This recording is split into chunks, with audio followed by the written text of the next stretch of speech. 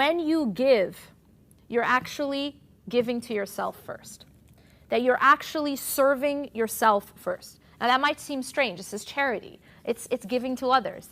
But the reality is that when you support these types of causes, you're actually helping yourself first, even before you're helping others. Exactly how we have to realize that anything that happens to others can also hit home. And if it doesn't happen to me, it can happen to my husband. And if it doesn't happen to my husband, it can happen to my father or my sister. It can happen close to home. And so the first thing we have to realize is that no one is immune to calamity. No one is immune to tragedy. No one is immune to tests, right? We know that Allah subhanahu wa ta'ala has told us that in this life, we will be tested, right? Everyone knows this. We will be tested. Now, how will that test come? We don't know. But no one is immune to tests. And so when we hear these types of stories, they should shake us for a few reasons. First, because another human being is being harmed. Another human being is being dealt with in an unjust fashion.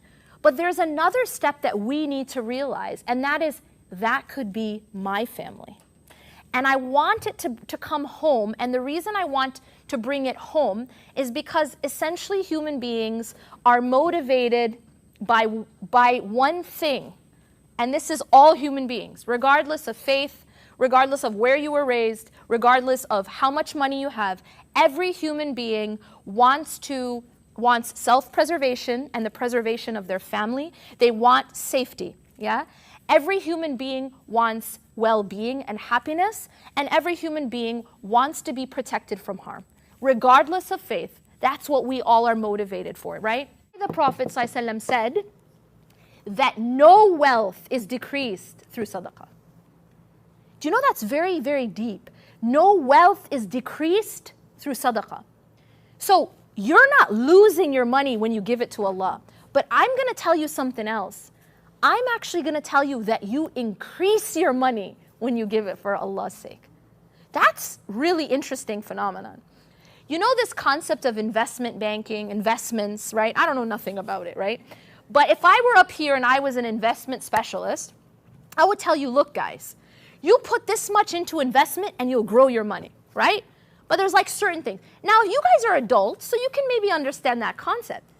But if I were telling a little kid, 5-year-old kid who just got allowance of $10, hey, give me that $10 and I'll invest it. That kid will think what? No.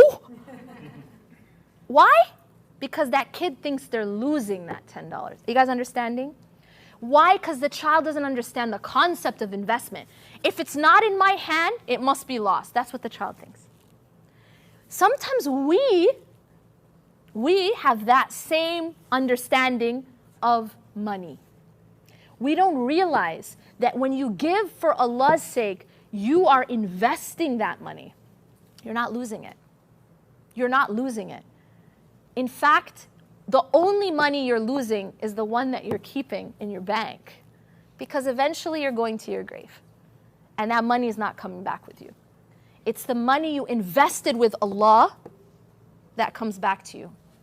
And wallahi, it comes back in this life multifold before the next. Isn't that amazing? This is the generosity of Allah subhanahu wa ta'ala. He tells you to give. Look what He does.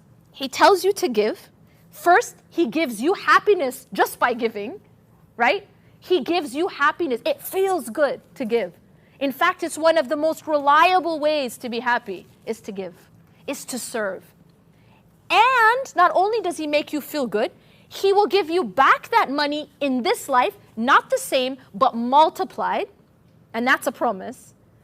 And not only that, He will give it back to you in the grave, and He will give it back to you on the Day of Judgment. Look at the generosity of Allah. So wouldn't I be foolish to not take that deal? It's a pretty good deal, right?